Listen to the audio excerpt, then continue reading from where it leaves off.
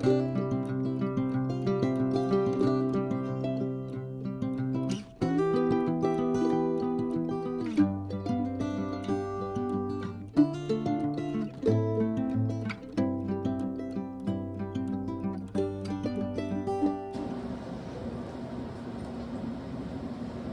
and welcome back to another episode of the Daily American Kitchen, where we are again outside on my back porch and checking out this barrel hog ham that we just got through brining overnight. What we're going to be doing today, if you can't tell by the smoke screen, is we're going to start the smoking process, and hopefully that will be finished up by tonight. So first things first, let's get the ham out of the brine. Alright, so first things first, I can already notice that the meat has taken on a much firmer feel.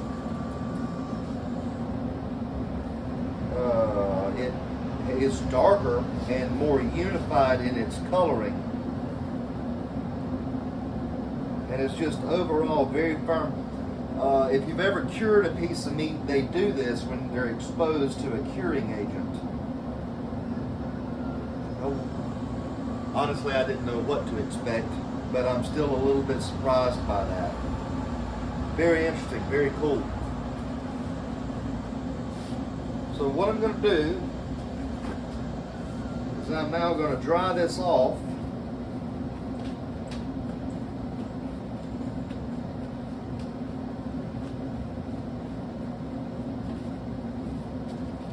I'm not trying to remove any of the seasoning that is stuck to it. I'm just mopping up the moisture. What I've done here is I've taken some twine, butcher's twine, string, comes in a ball, and I've cut some lengths that I believe are long enough to go around this ham. And I am going to truss it in a round football-like shape. And my hope is it will retain that shape throughout the cook. So let's get our general shape here as we roll it.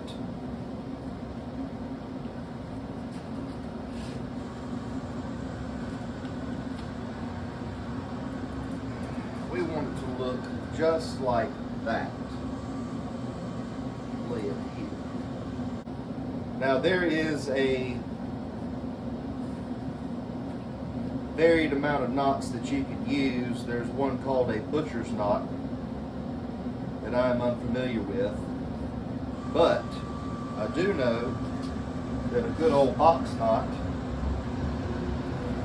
will work.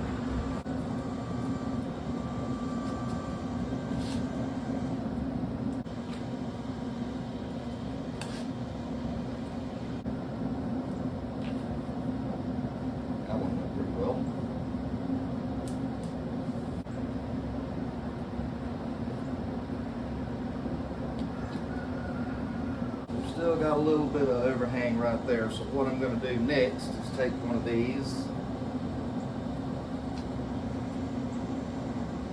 and tie it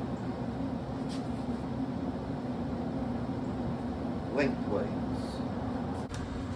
And what you end up with is a fairly neat, fairly solid, fairly firm, homogeneously shaped ham that will smoke evenly throughout the smoking process. Speaking of which, we're going to start this ham off pretty low since I don't want this ham to be done till about 8 o'clock tonight. So it's going to go into the smoker at 200 degrees until my wife gets home from work, which will be around 4 o'clock. Then the temperature will go up to 250, and I will continue to monitor and glaze it after I get home from work at 5 o'clock, and hopefully we'll have a finished product at 8 p.m.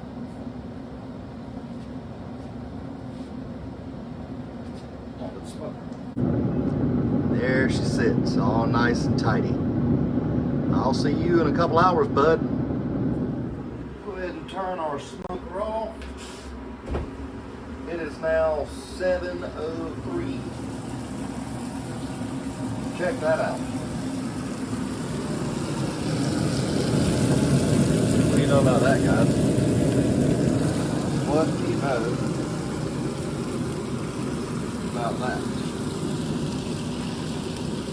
We're going to take that baby in the house, untruss it, carve it up. All right, so here we go.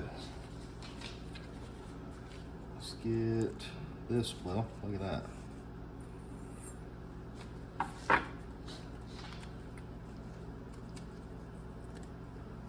That one off of there.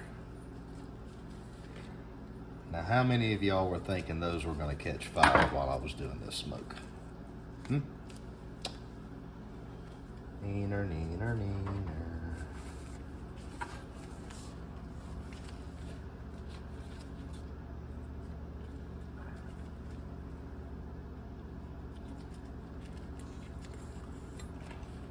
That one cut loose.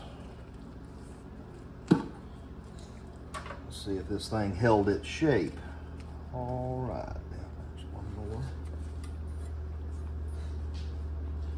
Now, while it doesn't burn up, it does embed itself into the meat, especially into the glaze.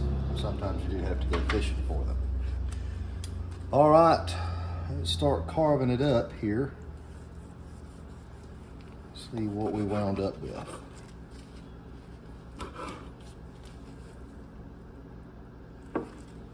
It's got a nice color to it. It seems to have held together in shape, doesn't it? Where we can actually make slices out of it. Check that out, you all. It's juicy. Oh yeah, look at that. Juice is running out of that thing. Hope that's coming through on camera.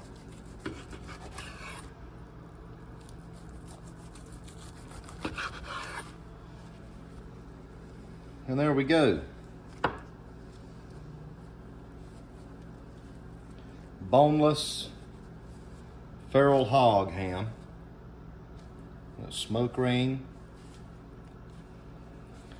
Let's see, this is kind of hot, but I need to get a taste of this, I think.